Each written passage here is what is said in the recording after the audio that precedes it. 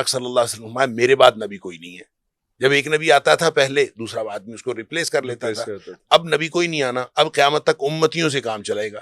اور امتیوں میں سے بھی کون ہے؟ ان العلماء ورثۃ الانبیاء. اب یہ کس چیز کے وارث ہیں؟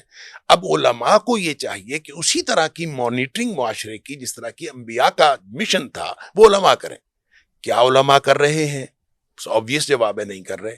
اب دیکھیں ایک یعنی اندازے کے مطابق جو مختلف مکاتب فکر کے علماء ہیں, مختلف مکاتب فکر کے جو مدارس ہیں, ان میں سے ہر سال فارغ التحصیل ہونے والوں کی تعداد 50 سے 60 ہزار ہے. اللہ اکبر.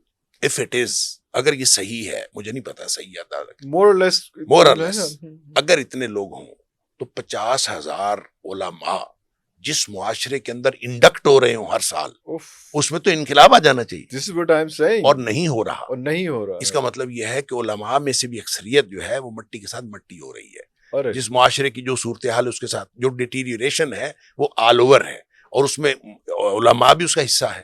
لہٰذا اگر آپ علماء جو واقعتاً علماء دیکھیں, علماء سو بھی ہوتے ہیں, علماء حق بھی ہوتے ہیں. آپ اگر واقعتاً علماء حق کی صحبت اختیار کریں اور ان تعلیمی اداروں کی بات کریں, دیکھیں دین اگر آج قائم ہے تو حضرت محمد صلی اللہ علیہ وسلم سے لے کر آج تک دین کو قائم کرنے والے علماء ہیں.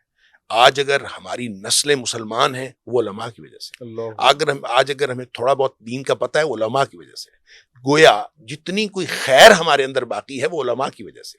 اس لیے ہم علماء کو اس طرح سے نہیں مورد الزام ٹھہرا سکتے کہ یہ سارا کام انہوں نے کیا. آج بھی آپ دیکھ لیں جن مدارس کے علماء جو علماء حق ہیں اور یہ تمام مکاتب فکر میں آپ کو مل جائیں گے, اور ان کے تربیت یافتہ بچوں کو آپ دیکھیں, ان میں نہیں جھوٹ ہوگا, ان میں کوئی ایسی بات نہیں ہوگی. وہ معاشرتی طور پر بہت اچھے لوگ ہوں گے, اخلاقی طور پر بہت اچھے لوگ ہوں گے, اور وہ پھر وہ اساتذہ کی عزت کرنے والے ہوں گے, وہ اپنے والدین کی عزت کرنے والے ہوں گے. ان میں وہ ساری اخلاقی خوبیاں پائی جائیں گی جس کی معاشرے کو ضرورت ہے.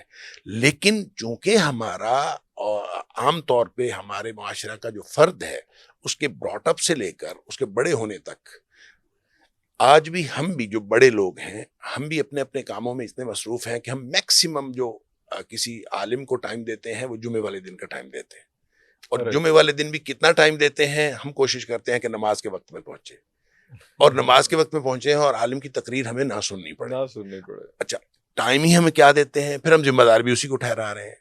بات یہ ہے علماء ذمہ دار ہیں لیکن اتنی ہی پرسنٹیج سے ذمہ دار ہیں جتنی پرسنٹیج سے آپ ان کو ٹائم دے رہے ہیں.